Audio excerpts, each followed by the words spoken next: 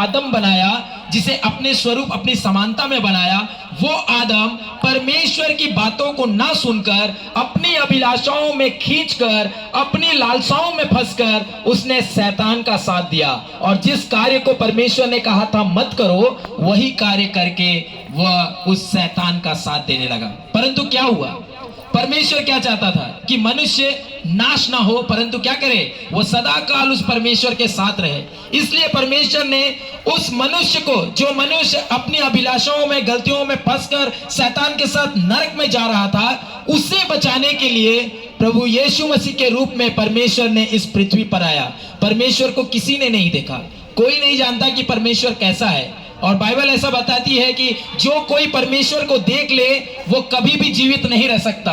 वो परमेश्वर अपनी उस महान महिमा को छोड़कर उसने अपने आप को शून्य कर लिया और उसने एक मानव के स्वरूप में या इस पृथ्वी पर वो पैदा हो गया और उसी का नाम था प्रभु यीशु मसीह। वो यीशु मसीह पवित्र कुंवारी के द्वारा इस पृथ्वी पर आए, उन्होंने पवित्र जीवन जिया, उन्होंने हम सारे लोगों के पास में ये दिखाया कि परमेश्वर आपसे कितना प्रेम करता है।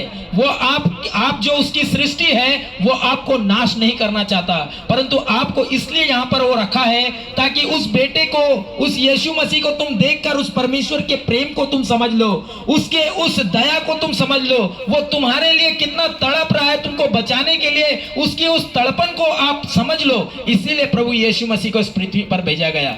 सारे लोग जानते हैं प्रभु यीशु मसीह इस पृथ्वी पर आए और इसके लिए पूरा इतिहास गवाह है। आज भी जब हमारे बच्चे स्कूल की किताब में, इतिहास की किताब में पढ़ते हैं तो हम उसमें देखते हैं ईसा पूर्व और ईसा बाद। इसका मतलब है ईसा मसीह से पहले और ईसा मसीह के बाद। इसका मतलब यीशु मसीह इस पृथ्वी पर थे, इसका यह सबूत है कि सारे लोग मानते हैं कि ईसवी पूर्व और ईसवी सन। इसका मतलब है प्रभु यीशु मसीह इस पृथ्वी पर आए। वो क्यों आए?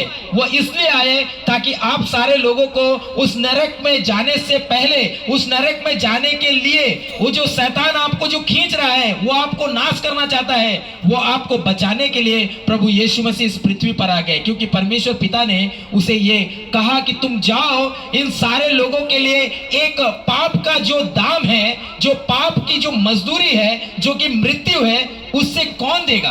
परमेश्वर इन बातों को जब अपने बेटे से पूछ रहा था कि इस पाप का जो दाम है, यानी पाप की मजदूरी जो मृत्यु है, उससे उसका दाम कौन चुकाएगा? उस दाम को चुकाने के लिए प्रभु यीशु मसीह तैयार हुए। उसने कहा मैं उस दाम को चुकाऊंगा, मैं अपनी बलिदान को दूंगा। और परमेश्वर के उस बेटे ने हम सारे लोगों के